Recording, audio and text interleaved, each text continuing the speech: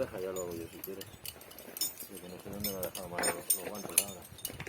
Aquí.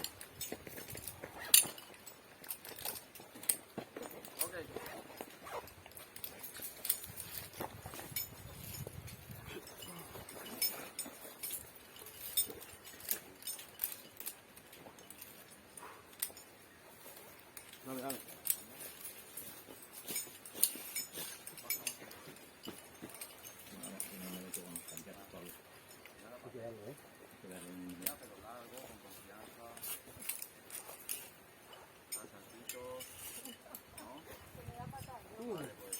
Dar los pasos más largos.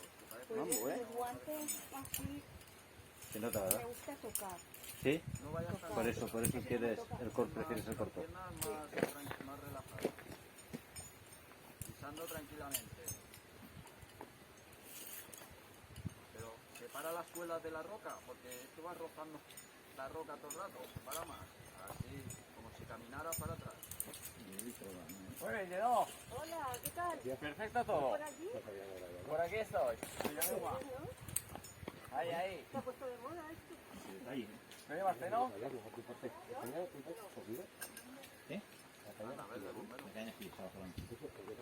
¿Qué me da? Baja la mano izquierda más. La vas a pillar con el...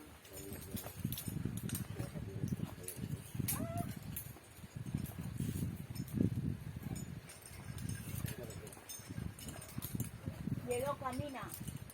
Llegó. hacia atrás, Las pero piernas separa relajadas. las suelas de Y la roca. escúchame, dobla como las... Presiona un poquito las piernas, ¿no? Presiónalas y ves como caminando por la pared. Ahí, así. Caminando, no, caminando, camina. Presiona más las piernas y ¿Lo llevo? ¿Doble no puedo bajar? Ahí, así. No, bajo siempre pero abajo. camina. Un pie, otro Pero pie. que mejor revés abajo, bajo siempre abajo. Eso es casi. Lo llevo. Pues ahí es igual, ¿eh? Ya está, ya está. No,